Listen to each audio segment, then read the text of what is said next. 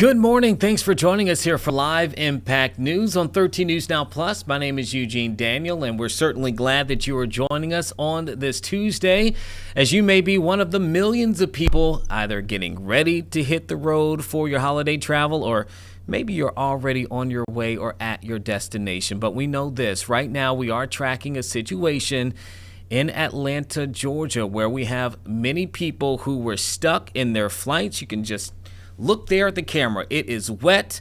The weather has been an issue, and it actually caused a ground stoppage temporarily there at Atlanta Hartsfield Jackson International Airport. That stop has now been lifted, but you can expect about 30 minutes of delays right now, according to the FAA. They're not the only ones experiencing issues. In Houston, Bush International Airport also experienced ground stoppages because of the weather, and it is a part of a system that we've been seeing causing a bit of issues for people, particularly along the south. And with that, we actually have meteorologist Craig Moeller, who is in the building with us. Craig, you actually told us about this weather yesterday on the stream, and today and really last night in Houston, it's already caused some issues for travelers. Yeah, big storms yesterday in Houston. There were tornadoes. There was damage to the Houston area just off to the north of the city. I wanted to start by showing you the line of storms that moved through Atlanta, the reason for that ground stop. And it was interesting. I was just looking up, you think about ground stop an hour or half hour or whatever. What'd you say, 30 minutes, Eugene, down in Atlanta? It was actually for a little bit longer than that, but they are having delays now for about 30 minutes. But think about the ripple effect, because there are connecting flights. There are passengers all over the country, with Atlanta being such an amazingly busiest airport in the world.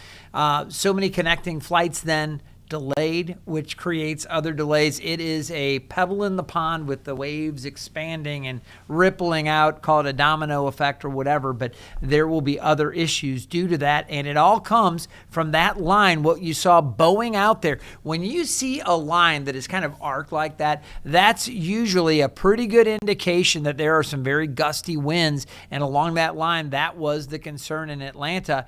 Obviously, these planes can handle rain, no problem. They de-ice them when there's wintry weather. There's a lot they can handle.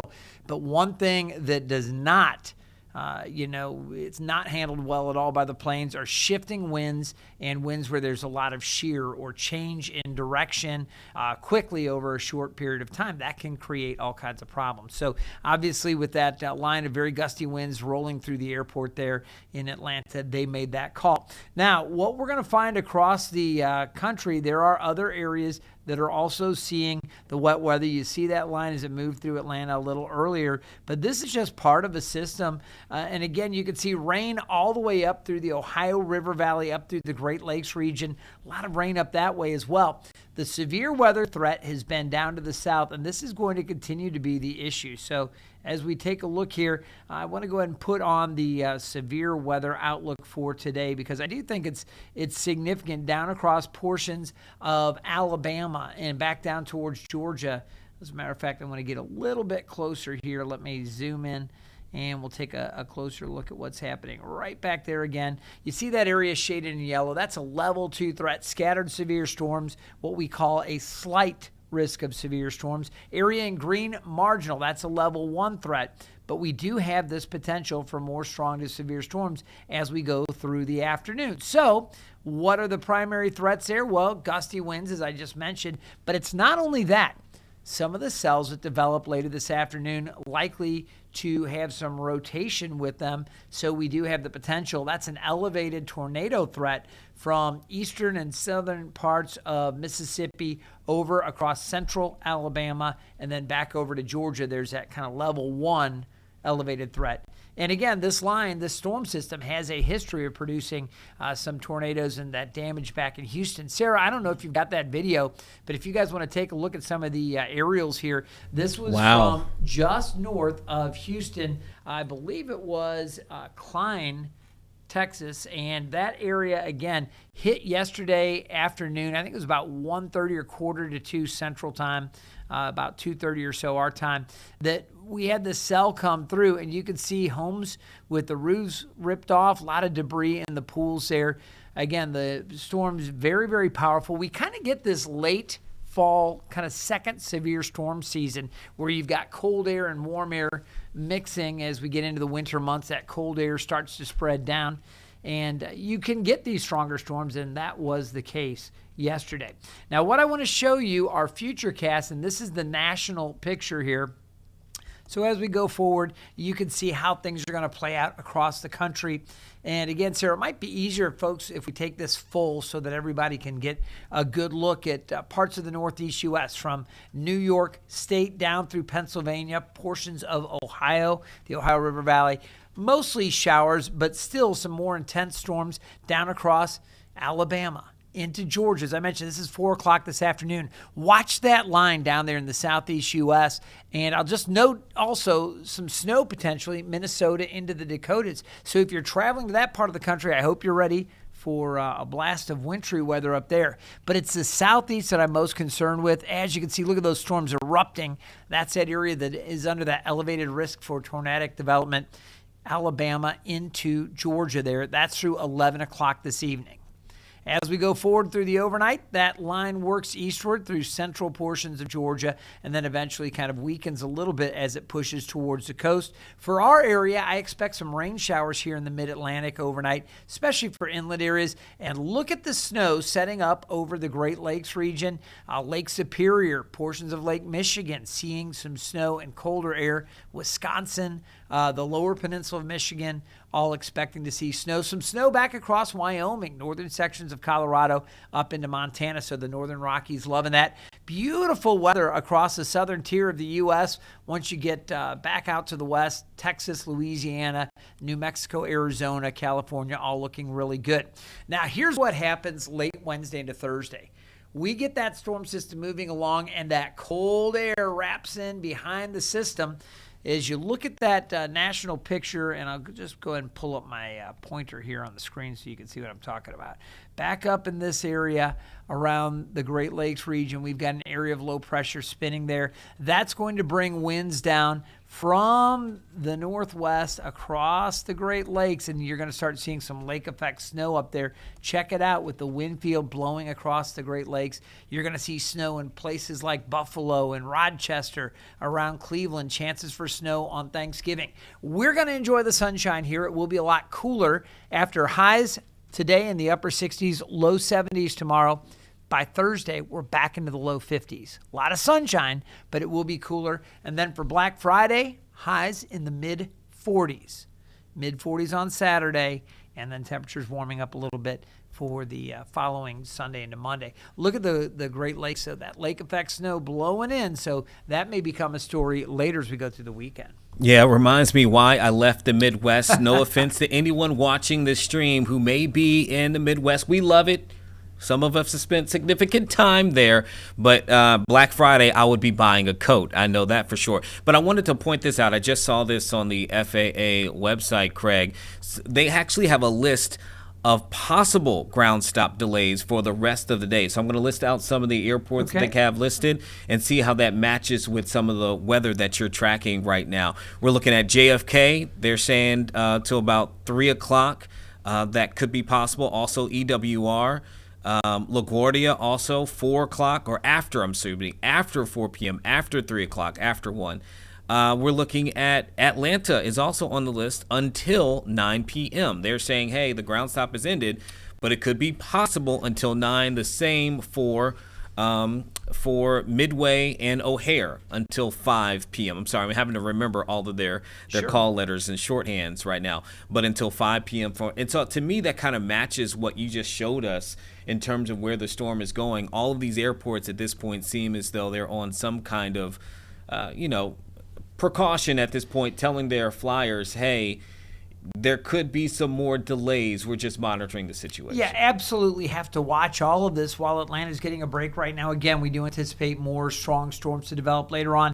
Sarah, if you want to take this travel map on Max 1, this is a really cool graphic. And again, I think it's probably a little bit easier if, and I hate to take myself off of the feed, but if we take it full, you get a better look at the map, and that's what's really important right now. So let's take this full. These are the delays early this morning. Now, with this map, map, I can highlight different areas. For heavy rain, you can see, again, there are some areas that are impacted. As you look across the north of Dakotas, it's not so much rain, but snow up that way. Now, as we go forward here, you'll notice those delays become really significant across the Dakotas. And again, I've got all of them highlighted. For the snow, you can see that's going to be the big issue up across the Dakotas into Minnesota. As we take a look, wind or rain, a bigger issue down to the south. You see that area with impacts midday here, northern sections of Alabama through Georgia up into Tennessee. Maybe some issues around Cleveland back over to Pittsburgh. You're looking for some significant issues there. Wind, let's check if winds are going to be much of an issue. Not seeing so much there right now, but you do see some minor delays potentially back across South Dakota and Nebraska. Now as we take you forward, let's go back and jog it forward to late Tuesday. And again, you see that area down to the south, Alabama into Georgia. You see moderate to major delays for portions of Alabama. That's those storms down to the south. And look at the area across Minnesota, Minneapolis, St. Paul, right on the cusp there, moderate to major delays with some potential significant snow. I guess that's all snow related up there in Minnesota. You see that. Also parts of Washington State, perhaps some moderate to maybe major delays inland. That's just out there, just to the east of Seattle, but maybe impacting Seattle as well. As we take a look, that's for late Tuesday. As we get into early Wednesday, the travel delay threat shifts a little farther to the east, southern Alabama into southern Georgia. More issues, Wisconsin, the UP of Michigan, and again, the Arrowhead region of Minnesota. Parts of Illinois also getting in on that. Midday Wednesday, you still have those issues around Michigan and the Great Lakes. So things looking better for the rest of the East Coast. And then as we go late Thursday, or I should say early Thursday, early on Thanksgiving, you're still looking at some potential issues, Iowa back into Illinois and Wisconsin. Eugene, do you have any questions? I could go on forever about this stuff, but we just want to give folks kind of a section by section breakdown of those threats. No, I think for a lot of people right now, they're really just trying to determine if the weather could potentially impact their travel plans. And I think the questions that I asked and what you've already stated kind of listed out some of the areas where you might see a snafu or two along your route. And so that's really around this time. You don't want the weather to impact your ability to get to and from your family because of, you've been looking forward to this, especially after the last 2.5 months that we've had and people delaying even purchasing their tickets, more people driving this year. You want everything, the skies, the roads to be as clear as possible. So I think you hit on that, and hopefully that has answered some people's concerns that they might have. I think the other thing that's going to be really interesting, and we're going to see how the FAA handles it all, again, with the air traffic and everything else, the schedule's all coming back up.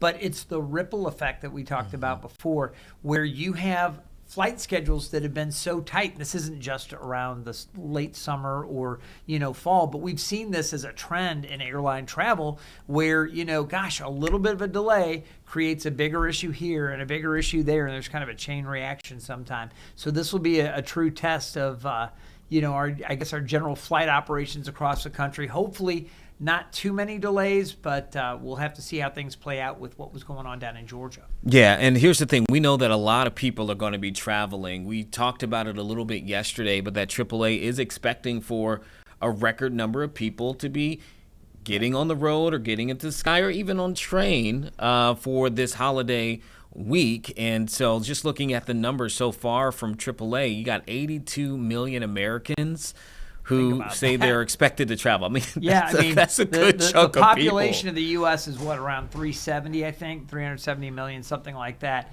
Let me put that in real quick. But anyway, that is a large percentage of, a third to a quarter of the country. Yeah, is going to be taking to travel. And when you have these issues, everybody wants to spend time with friends or family if they're able to.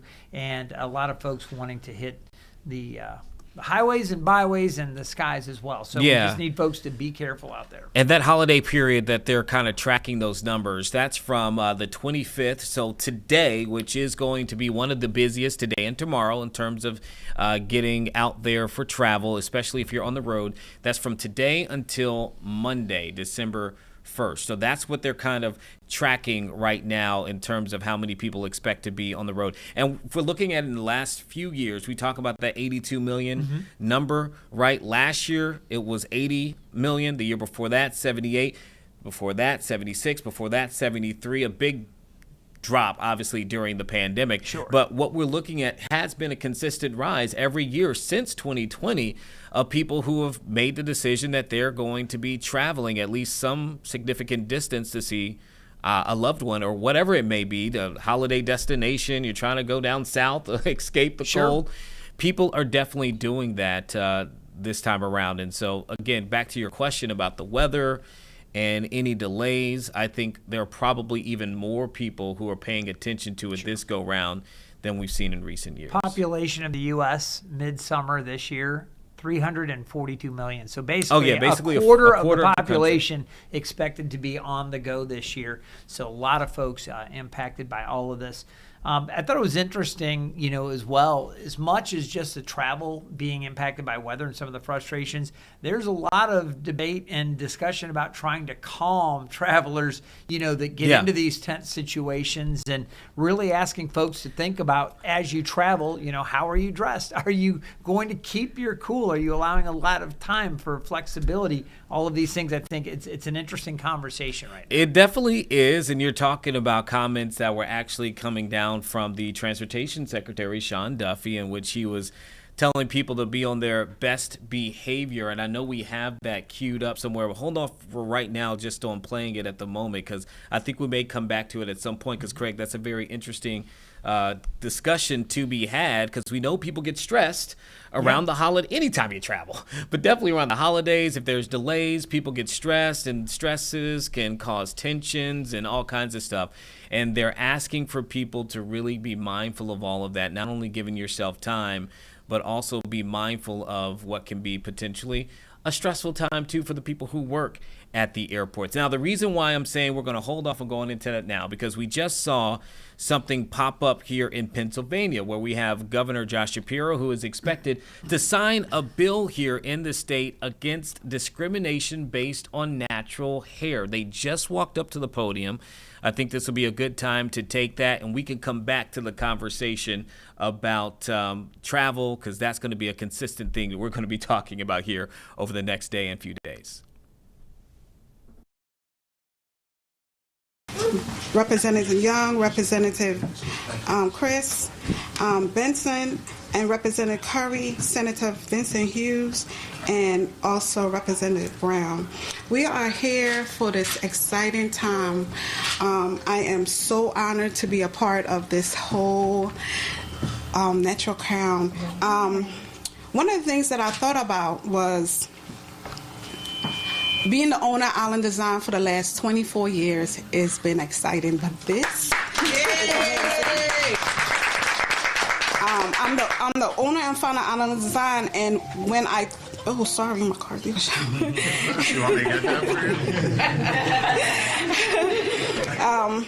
To be part of all this is so amazing. I am a child growing up in the Virgin Islands with natural hair. Natural hair has been braids, twists, locks all my life. That's all I know. As you know, I still have locks. But wearing my natural hair has been all that I know. But as I opened my salon and spoke to different clients that wear braids, that's telling me, Lorraine, I have to take these braids out. I have a job interview.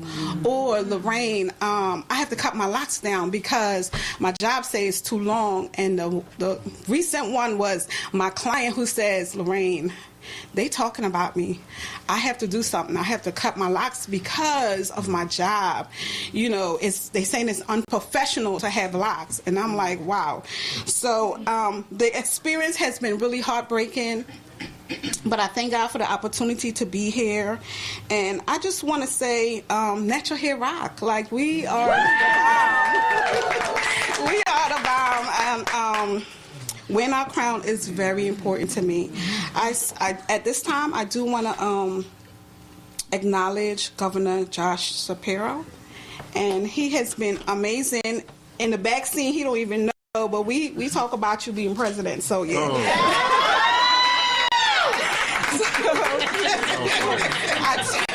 I turn everything over, and I just thank you for being in this tight area, but it's for a perfect cause. Thank you so much. You're awesome.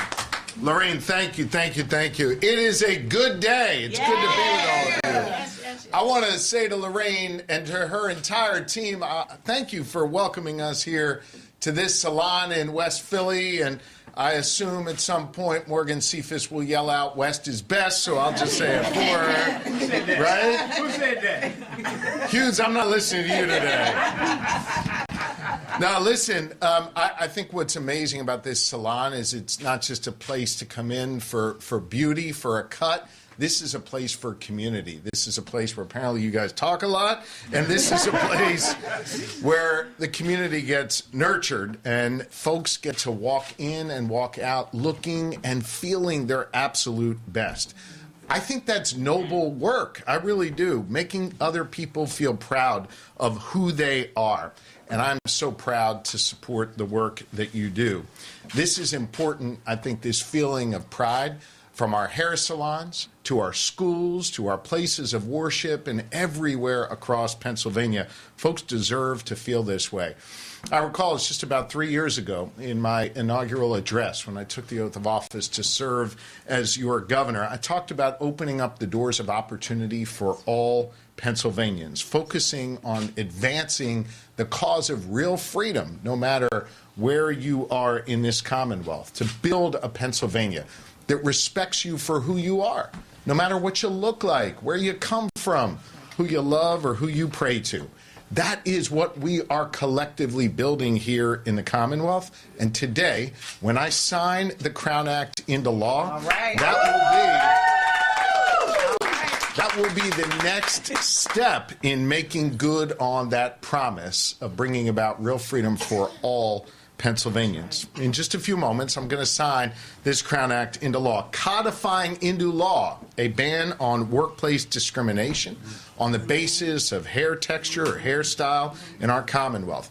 We will become the 28th state in the country with such an anti-discrimination law on the books, and we will create more opportunities and less barriers for people in the process.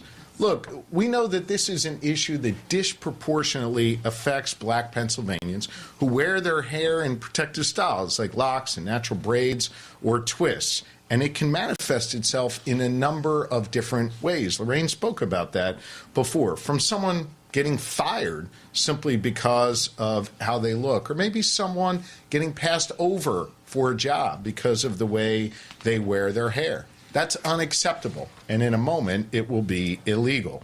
But as you'll hear from Dr. Asamoah and the legislative leaders who are here today, hair discrimination also happens in more subtle ways. And I think it's important that we acknowledge that.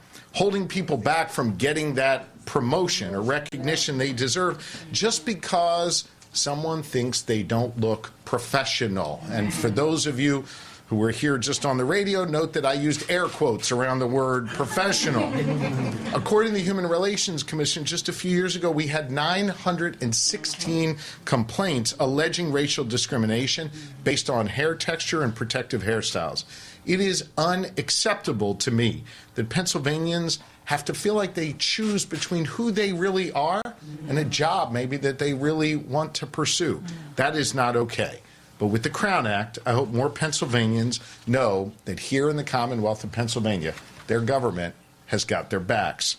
Now, if they endure discrimination based on who they are, or what they look like, or how they wear their hair, they will be fully protected under the non-discrimination laws here in the Commonwealth of Pennsylvania.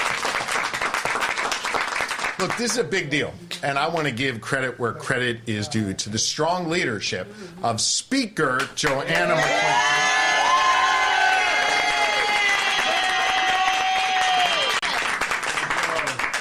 And, of course, Representative Latasha Mays.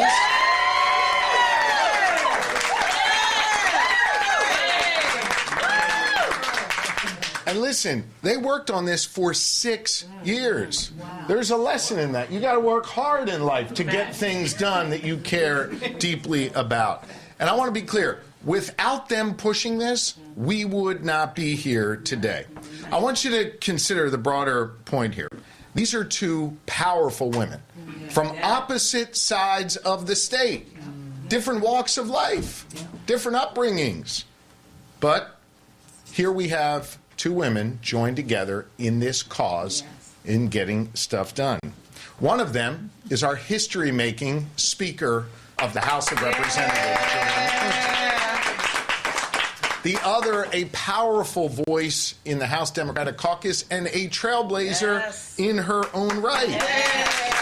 And I think it's important to note that in some people's minds, they might not fit that definition of what professional is like. But listen, they are not only professional, they are powerful. And they are looking out not just for themselves, but little girls and others all across Pennsylvania who just want a fair shot, who don't want to face discrimination, and who want real freedom and real opportunity. And thanks to these two leaders, that is exactly what they are getting. And we are grateful to both of you. More Pennsylvanians will have more freedom because of Representative Mays and Speaker McClinton. Look, we know that there is a lot more work to do to build a more inclusive society here in the Commonwealth of Pennsylvania. You know, for my entire career in public service, I've been focusing on non-discrimination protection at our state level, and we have more work to do in that realm. And I'm going to continue to do that work, as I know every single member who's standing with me here will do, bringing together lawmakers from both parties to ensure Pennsylvania remains a place where everyone is welcome and everyone is respected and everyone feels as though they belong, no matter what you look like, where you come from, who you love, who you pray to, or how you wear your hair. You belong here in the Commonwealth of Pennsylvania. All right. As I prepare to yield the microphone, I do just want to say a word to all of you, and especially to Minister McClinton. You know, she moonlights from the church pulpit, and so it's a little hard for me to, you know, quote scripture near the minister, but I know a little something about that. I think that Minister McClinton's work really embodies our shared faith. I was thinking about the book of Samuel on the way over here. Do not look at one's outward appearance, God commands us. Instead, God teaches us to look at the heart. That's right. And I think it is important that we have more laws on the books that force people not to slice and dice our community into different segments or sections, not to dismiss people because of how they might look and how someone might perceive that, but instead give us an opportunity to look at people's hearts, give us an opportunity to look at their spirits, give us an opportunity to see people for who they really are. That is what Representative Mays and Speaker McClinton and all of these representatives up here accomplished today. Not just greater protections for all Pennsylvanians, but more of an opportunity to look in people's hearts. And that, to me, is a real blessing. And so I am privileged and pleased to be here today. In a moment, you're going to help me put my name on that, which turns it into law in Pennsylvania, which is pretty cool. But before that, I want to introduce Dr. Adjoa Asamoah, who's going to share a few words, followed by the two great leaders who we have here today who made this possible. Then I'll sign this into law and come up and take a few questions. Thank you all very much. This is a great day here in Pennsylvania. Doctor? Well, first, let me say thank you, Governor, for recognizing that this is not just about hairstyles versus extending statutory protection to hair, in addition to full inclusion in the Commonwealth. Good morning. I am Dr. Adjoa B. Asamoah, and I am known as the Crown Act champion and scholar. All right. If the smile does not give it away, I am overjoyed to be here today, especially to enact something that is so near and dear to my heart. In the city where I have lived and grown, and not too far away from my alma mater, Temple University, that helped prepare me to do the work I have done since I left the nest. This public policy campaign is my brainchild, in a nationwide effort I have led since 2018. determining it was necessary to change the law to help redress the long-standing and problematic practice of racial discrimination in the form of hair discrimination, I subsequently developed the national legislative, social impact, and coalition building strategies for this movement because for too long, a myopic notion of professionalism and Eurocentric standards of beauty have perpetuated racial inequity and exclusion.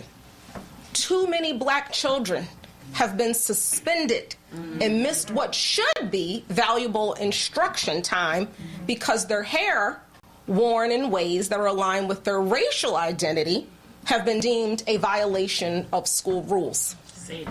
Too many black adults, as the governor shared, have been passed over for promotions, had offers of employment rescinded, and even been fired for showing up authentically. And with an undeniable correlation between the use of chemical relaxers and the increased likelihood of developing uterine fibroids and cancer, the cost of conformity is simply too expensive. This is my baby. But even as a policymaker and architect, it's something I am very clear I could not deliver on my own.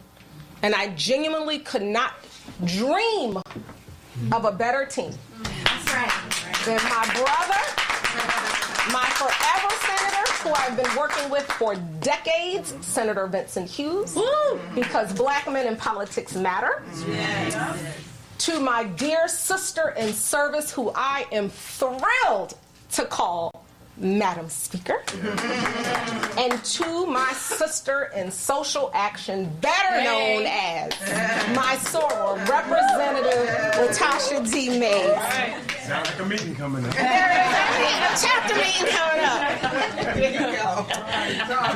Collectively, we have taken a bold and critically important step to help mitigate the psychological, physical, and economic harm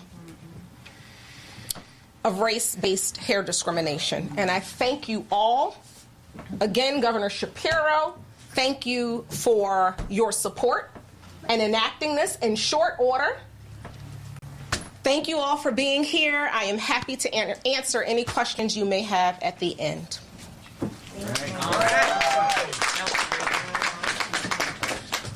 All right. Now listen. The House of Representatives is divided by literally one vote between Democrats and Republicans. Every single representative up here is the deciding vote. And every single representative up here was not only a deciding vote on policy, they were the deciding vote on the first vote you cast on the first day of every session. And they chose to vote to make Joanna McClinton of Philadelphia the Speaker of the House. That's right. Think about that. Yeah.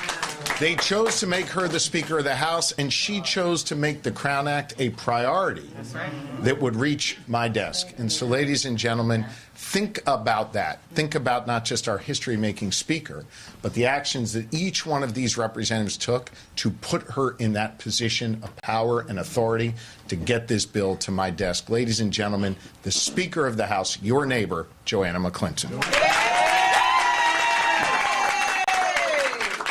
Governor Shapiro, for that warm welcome. Thank you to my neighbor, Miss Lorraine, who 9 years ago, and on a real whim, honestly, I was giving myself a heat-free October. That's all it was. You know, anybody who's always known me before this job especially, every 6 weeks on 60th Street, I had a fresh pump. I saw Miss Marquita routinely because it was no other way to go into court, Senator Hughes.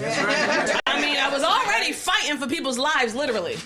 So I thought, and it was my understanding, for me to have the respect of the judge and of the jury, that I needed to look a certain way every single day.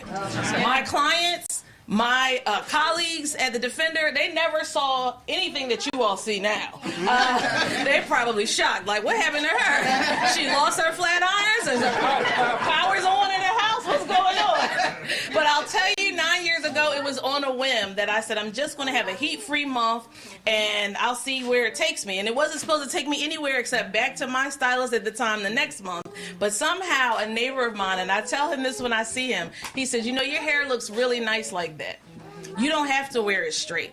And it was that conversation at 61st in Baltimore that gave me the confidence to try something new for myself.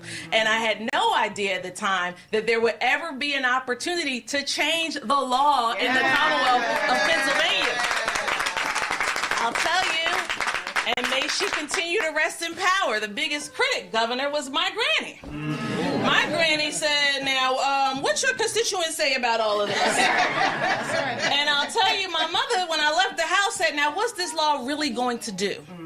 How is it going to really help people, and how is it going to change things in Pennsylvania? And I had to run because I was a little late. But, Mom, if you're watching, this is going to help people by making sure that wherever you work or wherever you're applying for a job, they can't look at your hair and size you up, not based on your qualifications and all of the professional development you have and all of your education. They will not look at your hair and decide you can't work here. That's right. They will not look at your hair and decide you don't belong in this C-suite. They will not look at your hair and say you can't be in the boardroom. So I don't know if the headlines get to heaven, but if they do, I hope my grandmother gets to see this moment. Because this is an exciting time. And I'll tell you, when my colleagues made that vote, I didn't do like all the men speakers ahead of me and hold on to my bills. I say that in the mic. Because that's what they did. Right. Many times we voted on prior speakers' legislation. Right. I understood that I had been working with Representative at the time, State Rep Summer Lee. She's now in Congress. I tell you, I've been working with her for a while, but when we had a trailblazer elected from West Philly, but in Pittsburgh, Representative Latasha D. Mays, a woman that I had worked with for so long on important issues like dignity for incarcerated women, Representative Cephas, on important issues like reproductive justice, on important issues like the Pennsylvania Black Maternal Health Caucus. I said, I'm not going to be greedy. You all already gave me a big job with a lot of work. I want to make sure I pass the baton to someone who is going to do the work. And I'll tell you, Tiffany, I thought we had done something with our presser in 2022. You know, it was all cool. We had the signs. But, ma'am, Representative Mays stepped it up a notch all the way. She hit the gas. She developed the Crown Act Coalition. Every time I saw her, she said, when are you coming back to Pittsburgh? Because we're going to have another event. I said, another one, Rep Mays? I mean, my schedule a little tight. You know, I got things to do when I go all the way out. She's like, no, we're going to organize this and we're going to do it. And I am so very proud of the coalition she built. And they could not all fit here, so we will be back for another celebration. Don't be slighted if you came up in March with us and held a sign. We're coming back for you with a bigger location in Harrisburg, Governor. And in Pittsburgh. You're going to stay on the road with this one. Just put it out there. But we are excited. So I just wanted to bring my goddaughter here, Laurel Sarai, because for a long time, she's been on my screensaver, and the governor's my witness. We were having a discussion where there were no cameras and no press and no people. And I said, this is Laurel. She wears beautiful locks. And before she's old enough to apply for a job, I hope we can change the law in Pennsylvania. That was just 3 weeks ago. You know, people ask what changed, what happened. I'm not going to say what happened, but Laurel, you had to be here because you were a part of my advocacy. And reaching across the aisle, across the building. And with that, I am proud to turn the baton over to my sister rep, Representative Latasha D. Mays, the prime sponsor for the Crown Act.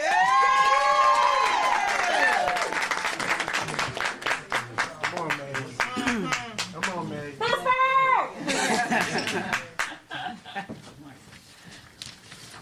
Good morning, Pennsylvania. Good morning. Now, you all know that I normally am rocking a fly hat on any given day, especially on session day, thanks to our speaker.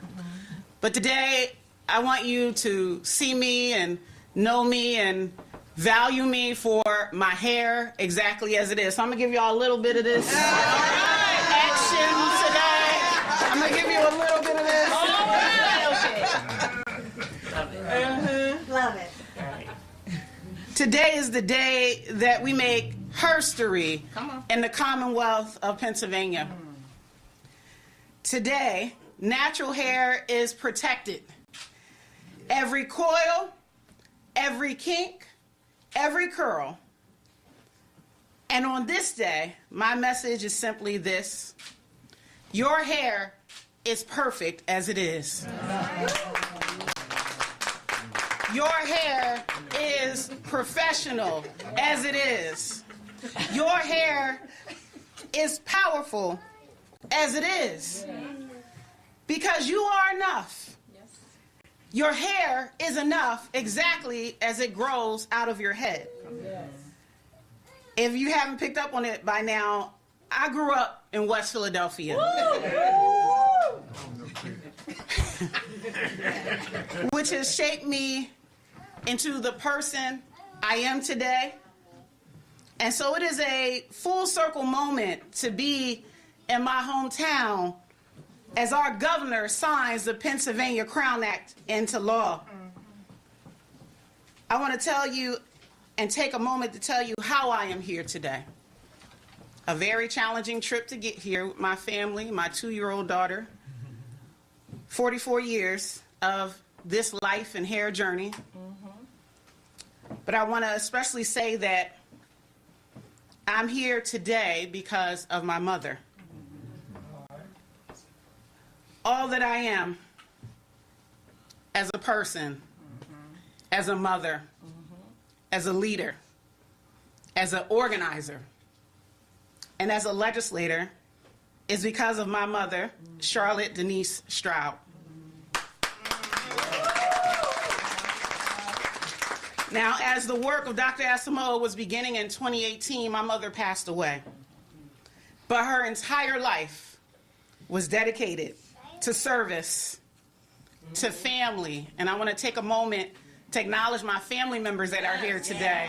My aunts and my uncles and my cousins are here.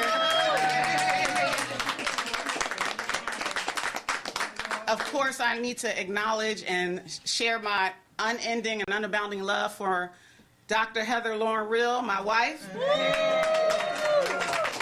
My mother-in-law, Cynthia Real, and the queen herself, Charlotte Real Mays, who is named after my mother. My mother gave me my fight. She always told me I could do anything, and I believed her. And that's how I move in this world. I wish with all my heart that she could be present with us today.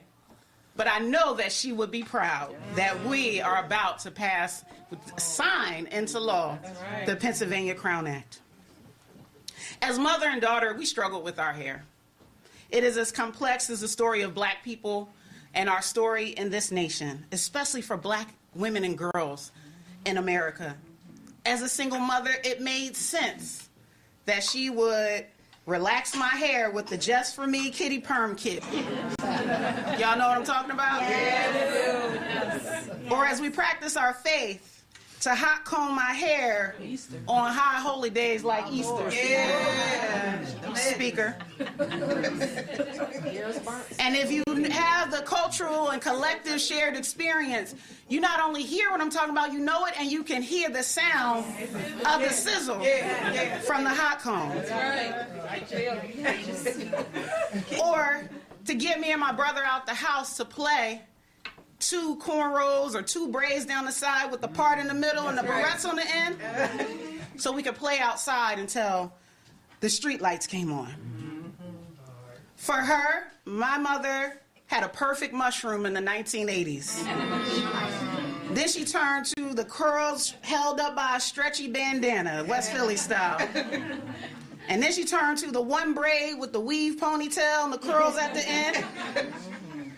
And later in life, a full array of wigs that all had different names. So I went natural in 2002, much to my mother's dismay, because she was like, now how are you going to get a job now? How are you going to take over corporate America now with your hair like that? She was there when I had to make choices about braids or wear my natural twist when I was applying for my internship at Pico. And until her last day, she still called my locks braids. I was like, Mother, this isn't going to change, and I need you to know these are locks. But I struggled and she struggled. But that struggle begins to end today when the Pennsylvania Crown Act becomes law. When I first introduced the Pennsylvania Crown Act in 2023, which was the third time, I did it with a deep understanding by so many black people across this state, all of us. And I know we talk about the experience of black women specifically, but this has impacted all of black Pennsylvania, all of us. And so we have been told or shown directly or indirectly that we're not enough, that we have to be something of a problem to fix, that we're unprofessional, that it's not respectable to show up with our hair exactly as it is. And for generations, black Pennsylvanians have been vilified, judged, ostracized, punished, mistreated, disciplined, or denied opportunity in this Commonwealth, whether it's at work, at schools, in sports, in the military, in court, because of braids and locks and twists and bantu knots and afros and other protective styles. Hair discrimination has taken confidence from our children, but that ends today. Hair discrimination has taken dignity from workers, but that ends today. It has taken access to economic opportunities, hopes, and dreams, but that begins to end today.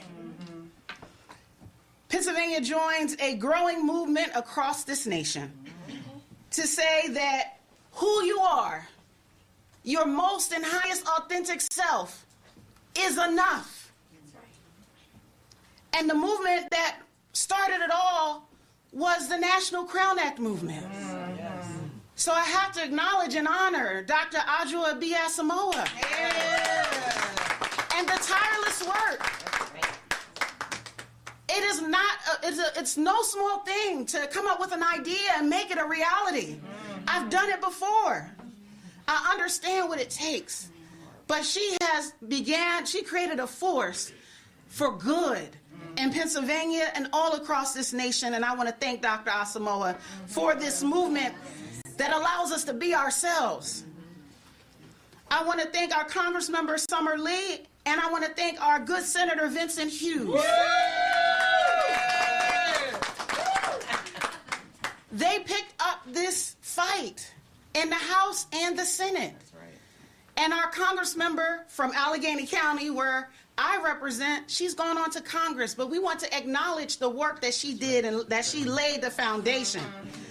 And I want to acknowledge Senator Hughes because he was the clear voice in the Senate about this needing to happen and was at the beginning of this journey in our Commonwealth. And so I want to thank Congressmember Summer Lee and Senator Vince Hughes. Can we please give them a round of applause?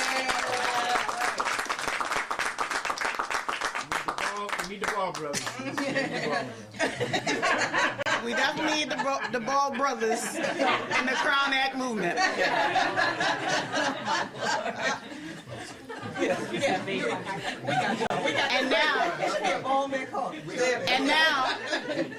And now I just want to take a moment.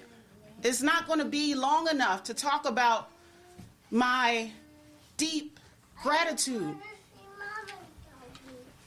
Come on, Luca. Come on, Luca. Yeah. Just you come. Sorry. Okay. I want to thank the speaker, the great Joanna McClinton. When she asked me to be prime sponsor of this bill, I was like, you sure you want me? Because I just got here. Because this is my first 6 months in office. I said, are you sure I can do it? Why me? And it's because of her faith, her confidence, and her trust and my ability to do the work needed to get this bill to this day. And I am forever grateful for the Crown Act journey with you, Speaker McClinton. Thank you. Long before I became a legislator, the Speaker was leading this battle. But together, two black girls from West Philadelphia. Two black girls. Southwest. From West and Southwest Philadelphia.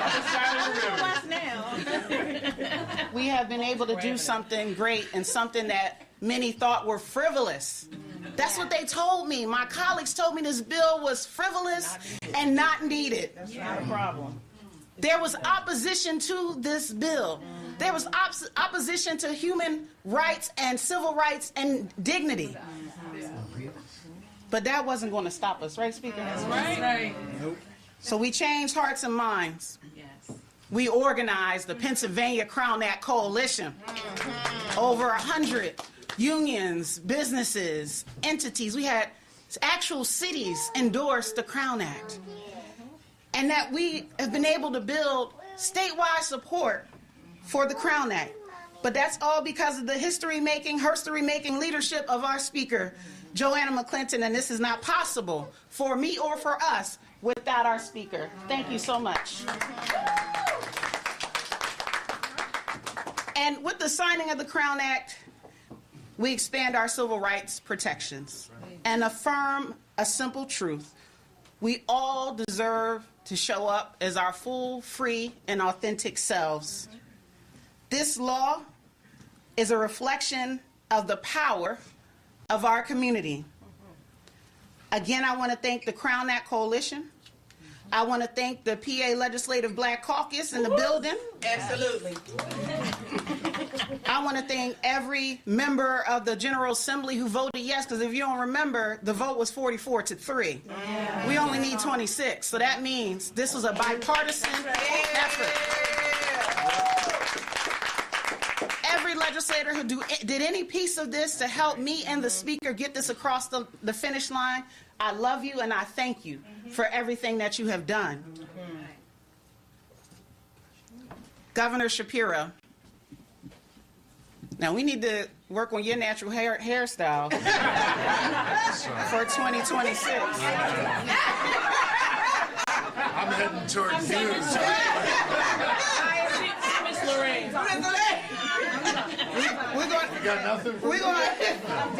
We're going to help our dear governor with his natural hairstyle, but he has elevated the Pennsylvania Crown Act. That's why we're here today.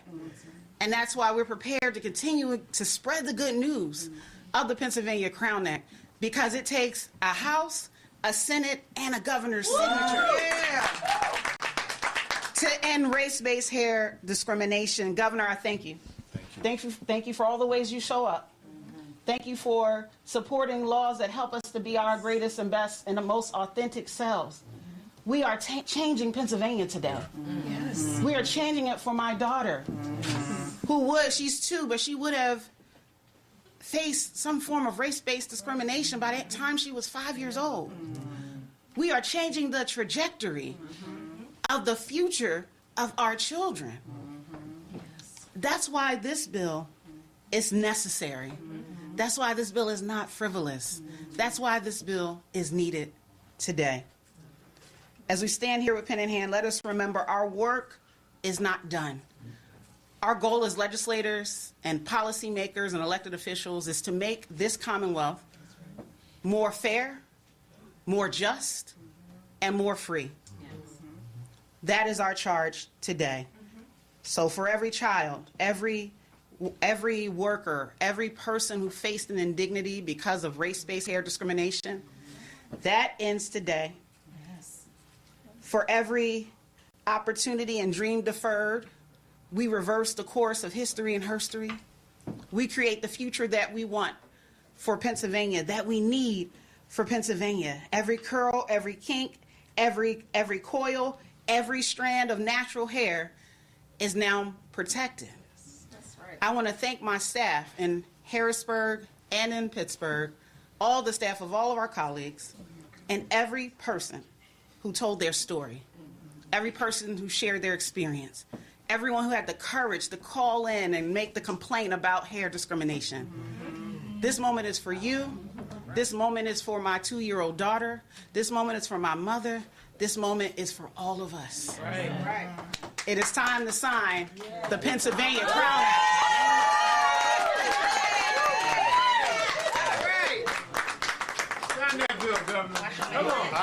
I'm going to sign it. I want to say, I want to say something. I'm not going to respond to the shot about my hair. I'll leave that to Hughes to back me up. No, listen, I thought there was a beautiful moment as you were speaking about your mother, who I really felt like I got to know through your words there. And your daughter cried out a little bit, and I saw her come and play with the back of your hair.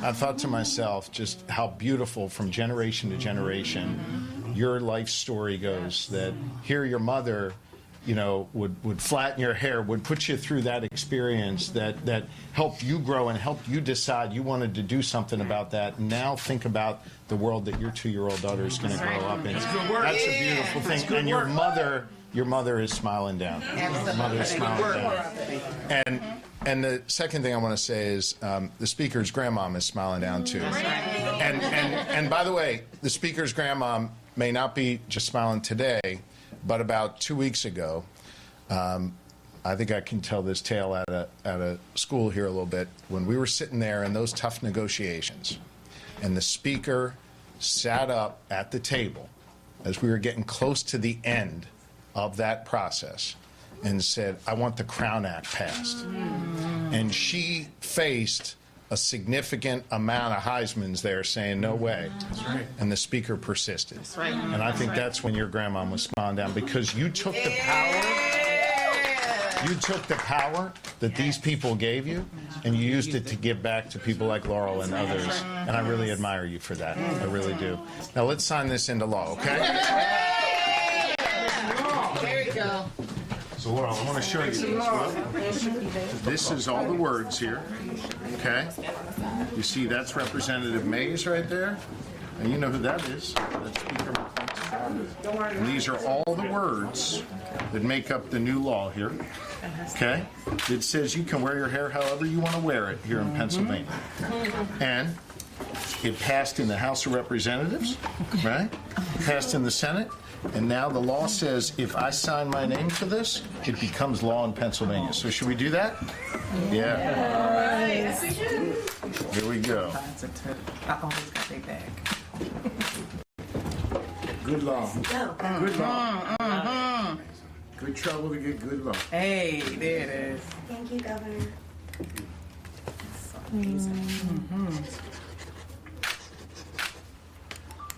Representative Mays, that's for you. Yes. Madam Speaker, that is for you. And this is the Crown Law.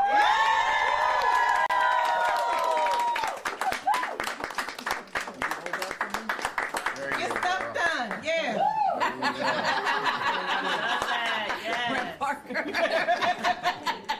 I bet I would get better with my profanity. Yeah, you're doing great.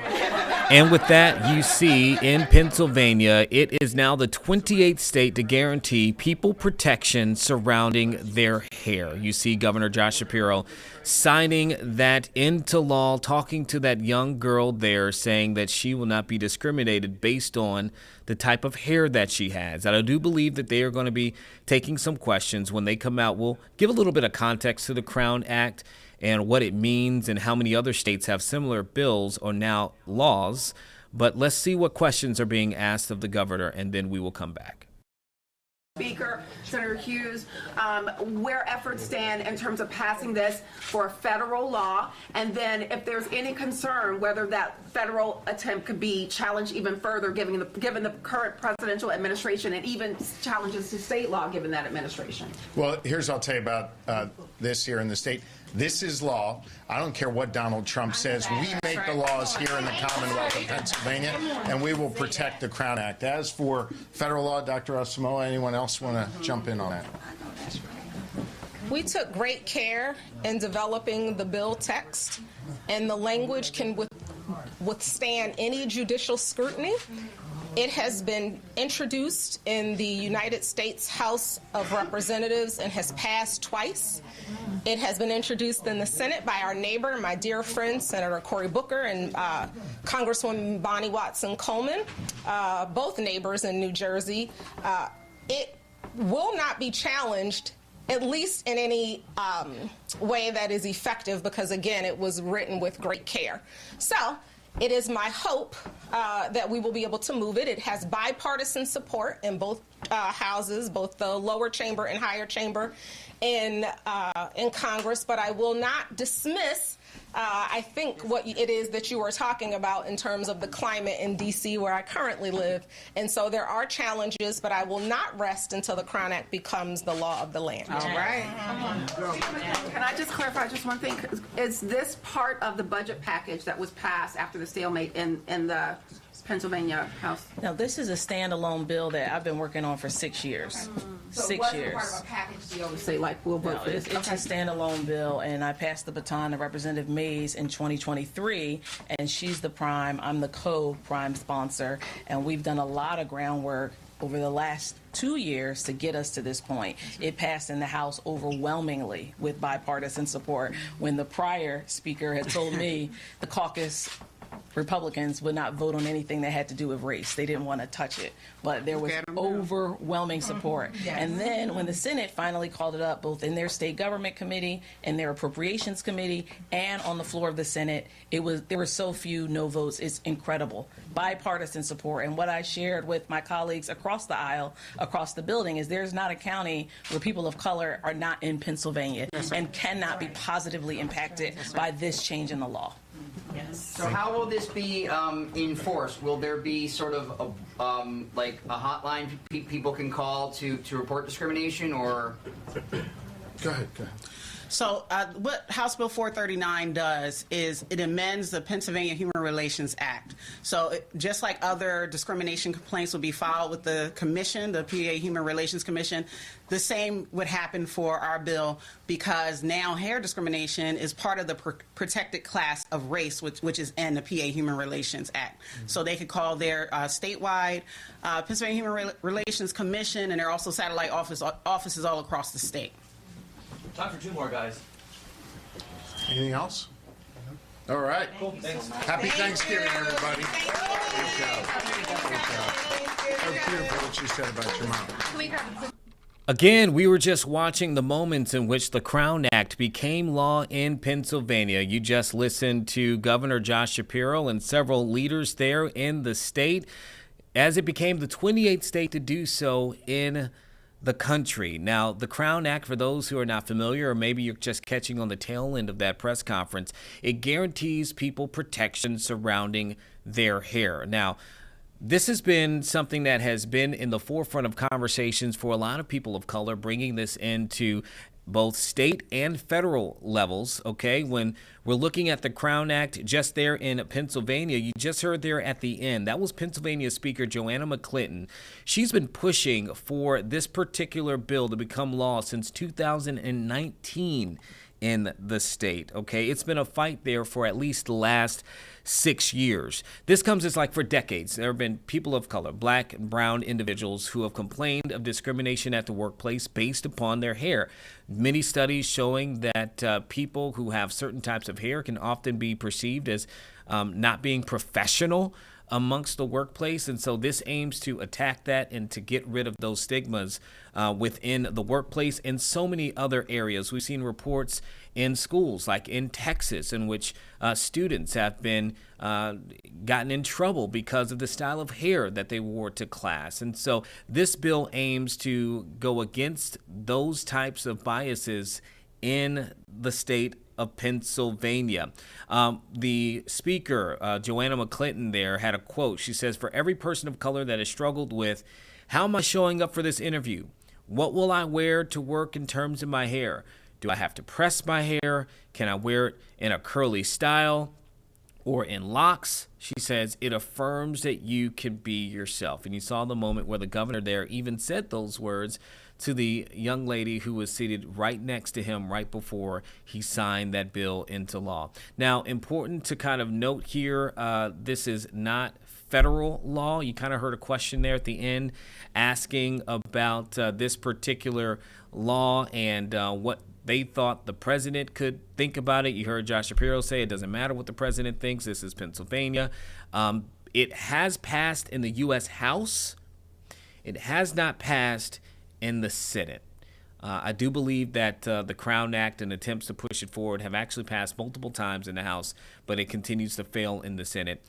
If you are in Virginia, which is where we are based here in Hampton Roads, Virginia, Norfolk, Hampton, Chesapeake, Virginia Beach, Virginia did pass the Crown Act back in 2020. We also serve portions of North Carolina with our on-air viewership. Obviously, the stream, if you're watching, you can watch from anywhere. But for our on-air viewership, we serve parts of northeastern North Carolina. The state of North Carolina, to my knowledge, has not passed the Crown Act into law for the state. Again, this makes sure that people are protected against racial discrimination when it comes to their hair type, hair texture, or protective hairstyles like braids, twists, knots, and locks. And I do believe I heard the governor there of Pennsylvania say that at least recently, the number he threw out were 916. I believe they received 916 complaints related to discrimination in workplaces due to hairstyles. And he says that is something that should not take place. And so that's the latest there out of Pennsylvania. I'm glad we were able to take that as it happened. And now we see which other states could potentially add that on, as there are some who have been introducing that measure to be passed in their states.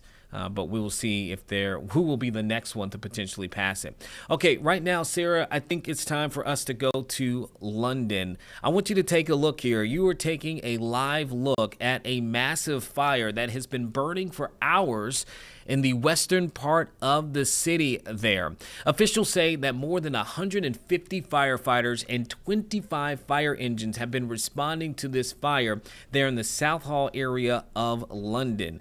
Okay, we've been looking up some research here in the past 30 minutes or so with this fire starting around 8:55 in the morning in London, which for those of us who are here in Virginia, in Norfolk, that was just before 4 o'clock a.m. our time, okay?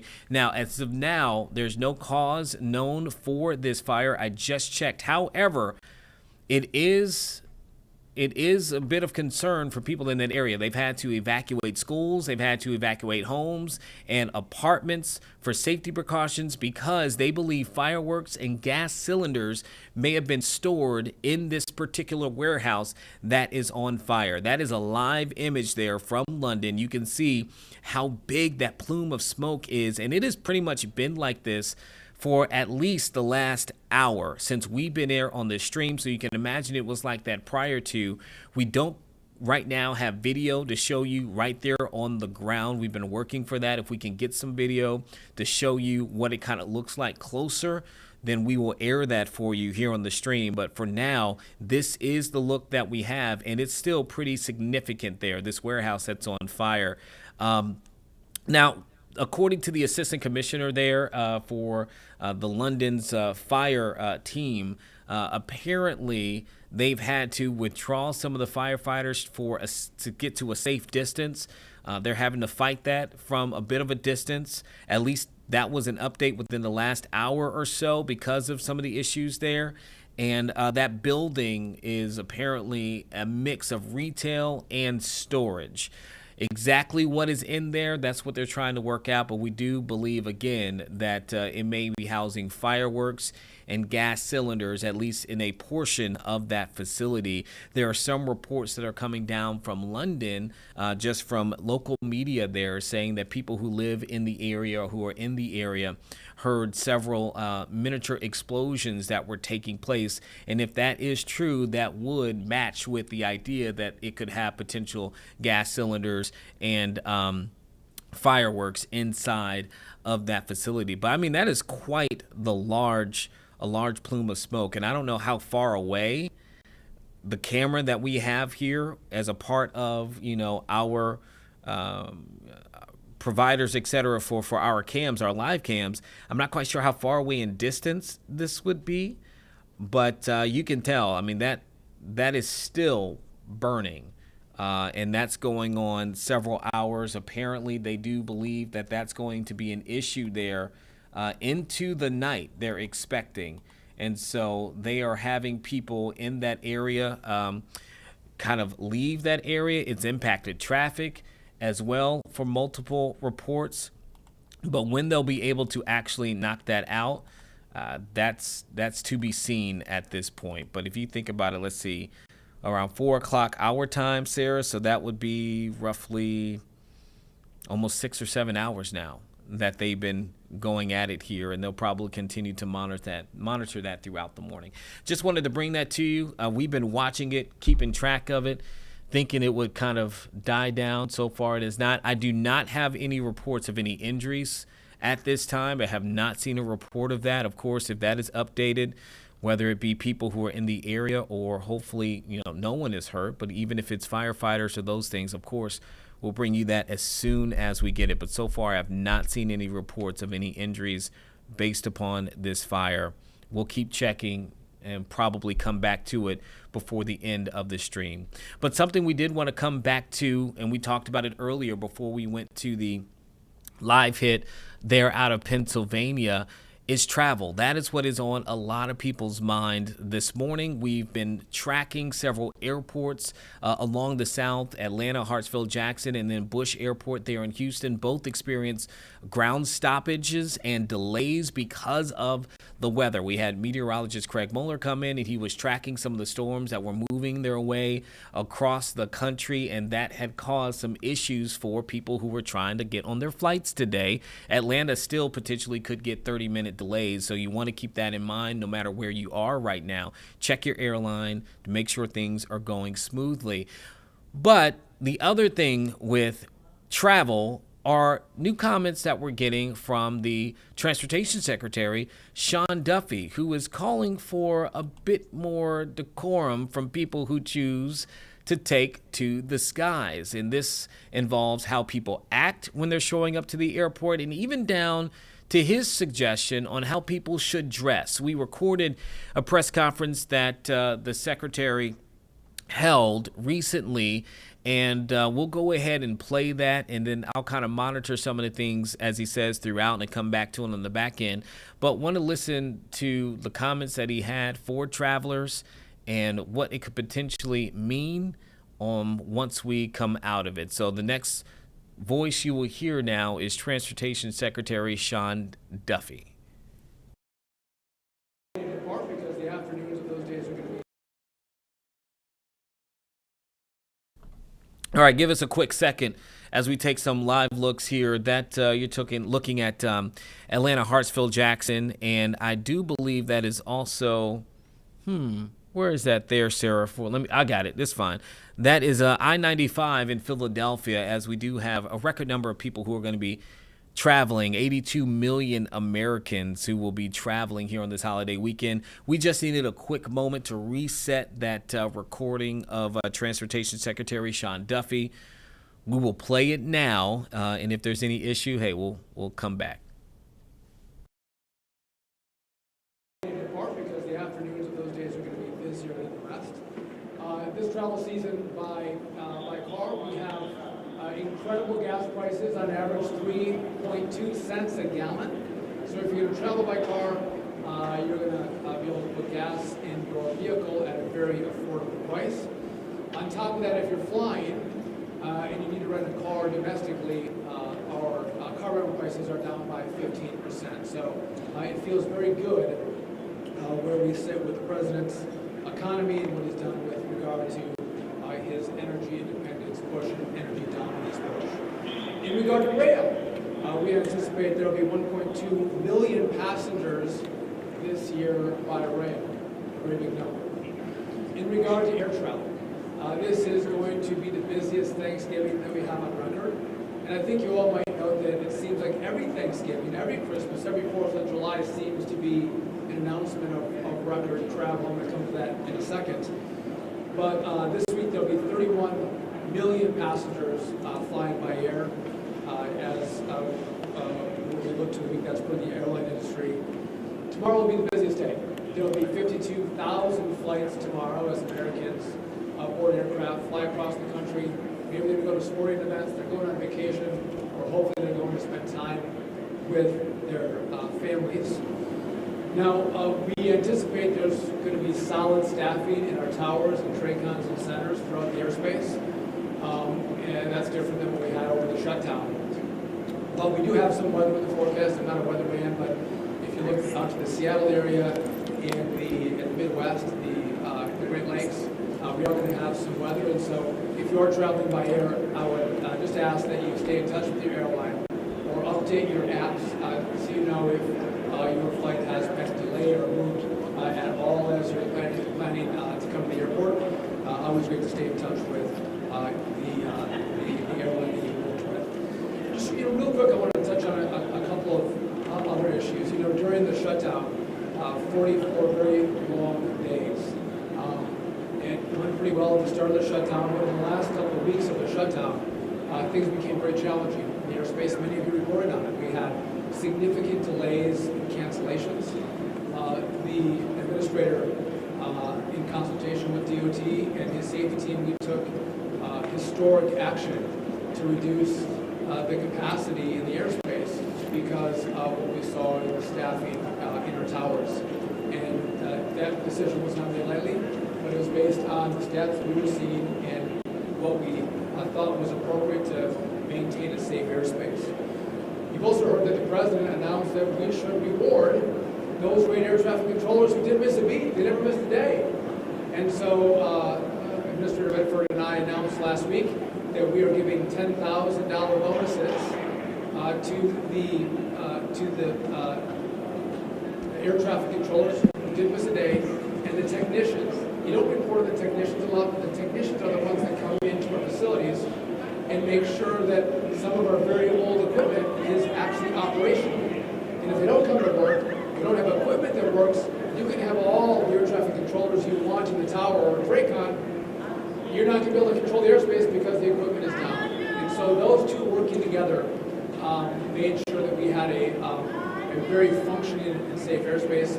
So at the President's lead, we decided we would give them a $10,000 bonus, a reward for their great action during the shutdown. I mentioned this is the most historic travel Thanksgiving we've had, the busiest one. And I don't know if you all know this, but here at Newark, there was a lot of press at Newark by what happened in spring. We had two outages, 30 seconds each, and then the radar had to reboot. So we didn't have radar in this facility at this airport for a minute and a half. And it was trouble for everyone. And this team, DOT and FAA, worked with the CEOs of the companies that provide services to us, and we very quickly remedied the problem. And so now, for the New York traveling area, so JFK and LaGuardia, this is the most on-time airport that you have in the New York airspace. That's the kind of dedication and devotion and speed at which the Trump administration, the FAA, and the DOT are working to fix the problems that we face in the airspace.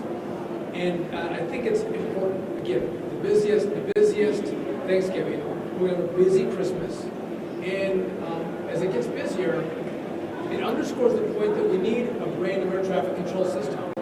Again, we're going to add these eVTOLs, the Ubers in the air. We have drones that come into the airspace. And so to sit back and think that we're going to not have more delays or more cancellations if we don't build a new system is asinine. So in the big beautiful bill, we got $12.5 billion to start the process. We need another $19 to $20 billion to complete the process. We can't start that phase of the bill until the Congress gives us the money. So we wait. And the longer we wait, the more time it takes. And so I would just encourage all of our House members and senators to look at what the FAA needs to build this system the right way that Americans can be proud of and send that money to us. And a lot of us have talked about politics, and there's a lot of blame that's sent one way or the other. This is an issue that everybody agrees on. It's not Republican, it's not Democrat, it's not conservative, it's not liberal. Everybody agrees that we need the money to make sure we have the best-in-class air traffic control system. And so I would encourage the Congress to get to work and find that money. And I know when they do, the president's going to sign that bill. But I bring that up because if we want to have less stories about delays and shutdowns, let's actually do the work to fix the system that oftentimes is causing those delays and those cancellations. And that is building a brand new system, and we can't do it again without Congress's help. I do want to pass it off to our administrator, who has done an absolutely fantastic job at the FAA, working massive hours with his team as we were navigating the risks in the airspace during the shutdown. And he's hit the ground running. He's confirmed this summer, but I couldn't ask for a better teammate and partner as we've gone through this process. I'm going to give you Ryan Bedford, Administrator of the FAA. Thank you, Secretary Duffy, and good afternoon, everyone. Thanks for joining us today.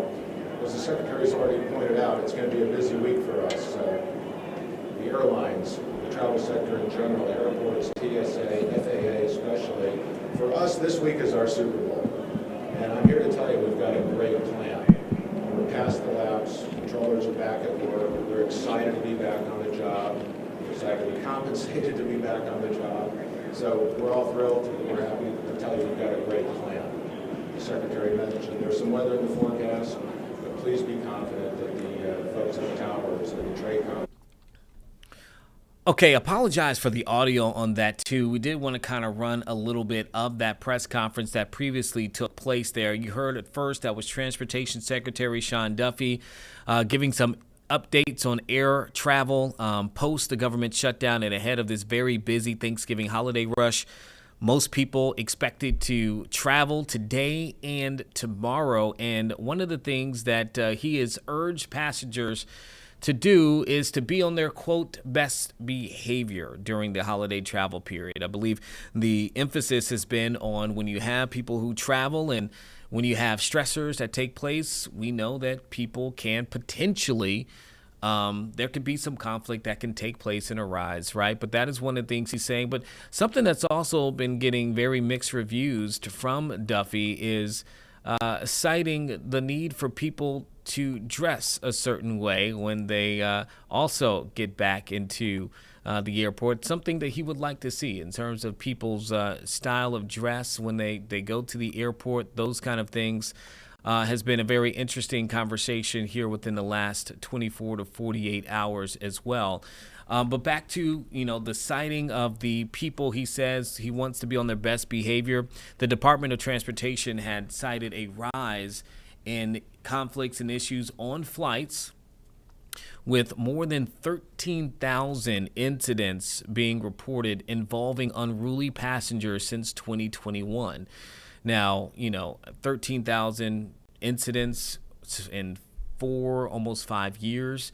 We'll know what the percentage is. But, Sarah, we've ran stories. We had stories of situations in which we've had unruly passengers. I think in mind, it was just a few months ago, there was that flight that was coming from the West Coast to Norfolk, I do believe, in which an individual had to be taken off of the flight.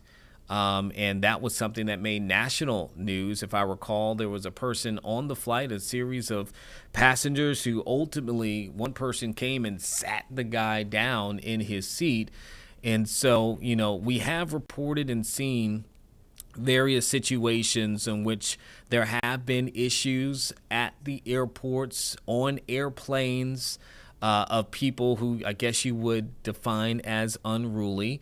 And those are things in which they're hoping to not take place here on the holiday rush, which you would imagine always is the case and which you don't want to see. But definitely, I would imagine right now, if you are someone who works in an airport, you got to think about the last 2.5 months, right? We just came off of the heels of a government shutdown. We had air traffic controllers, TSA agents, many people who were working without pay. We had people who were working who had to kind of pick up the slack for those who weren't showing up to work for whatever variety of reasons that could have taken place. They could have been sick, maybe because of the shutdown. They couldn't afford the gas or daycare, whatever it may be. A lot of people were picking up the slack, though they were still required to show up. And so just when you think about the stressors that they're coming out of and then right into the holiday, even with the government shutdown being lifted, I think there's always that potential for anybody, particularly customers who might be a little bit more frustrated this time of year with any delays, which we could expect, but that could potentially happen. They're trying to keep people mindful of that and just trying to encourage people to keep everything and everyone in mind as we look forward to a good holiday travel season. All right, I do want to turn now to breaking news that we are getting at the moment. Okay, let's go ahead and pull that picture up. Sarah, that right there is a high school football coach from Appalachia, Virginia. His name is Travis Turner, and he's missing right now. But Virginia State Police just gave us new information, just coming into our email, that man there is not just missing, he's also now wanted on 5 counts of possession of child pornography and 5 counts of using a computer to solicit a minor. Now, this is an investigation they say that is ongoing, and additional charges could be pending. Okay, just giving you a quick rundown here. I'm going to read through some of the information we're getting from Virginia State Police on this particular case as they are actively searching for Turner. Again, that you're looking at him right there on your screen, that 46-year-old high school football coach in Virginia.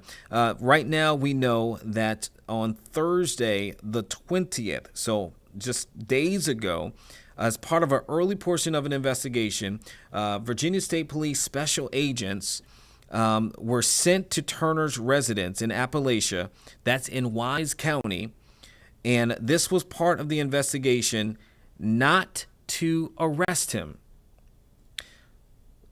But while they were in transit, the agents were told that Turner was no longer at that location. So, what it appears is that last Thursday, special agents from state police were in this investigation.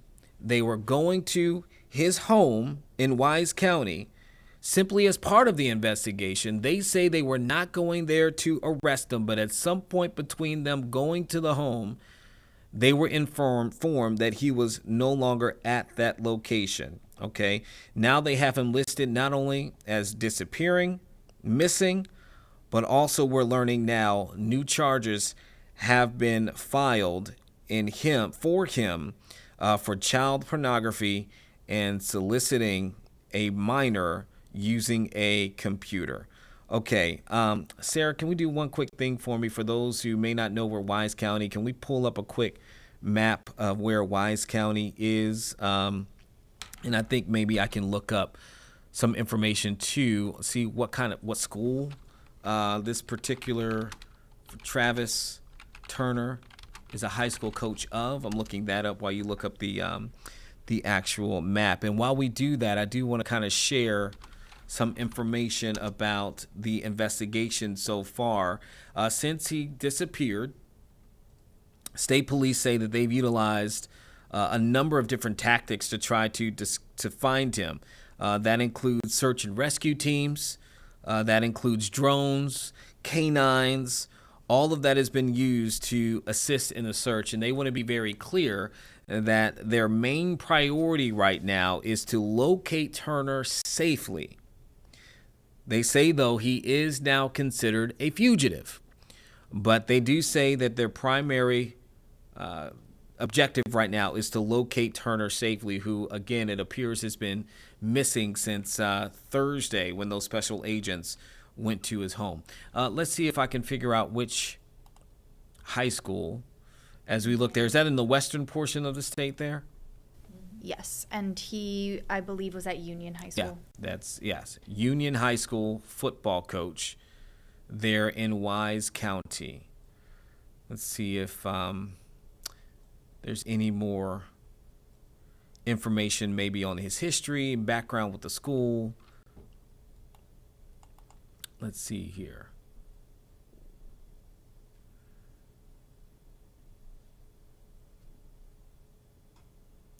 So I'm just looking at some other reporting from one of our ABC affiliates in terms of the investigation that we're seeing. They spoke with a state police member who had said over the weekend that they at the time were focusing their search on the general location surrounding Turner's house.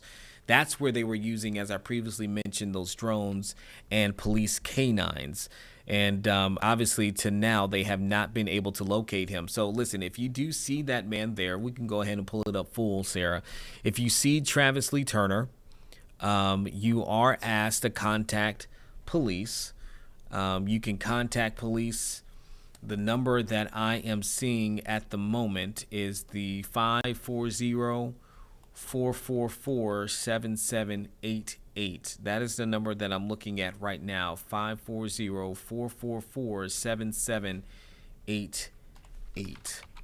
Again, the missing high school football coach out of Wise County, Virginia, now is facing charges for child pornography and using a computer to solicit a minor. He is considered a fugitive, but state police say they are just trying to find him safely right now. That is the objective. So interesting information that is coming in, literally, that just came into our email.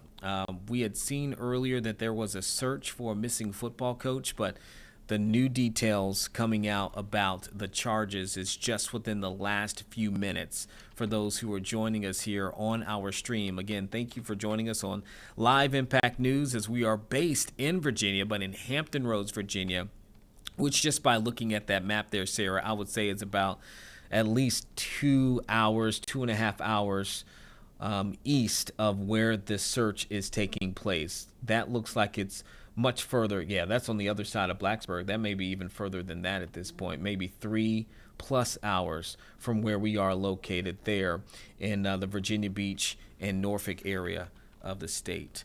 Let me see here. Can I figure out and see a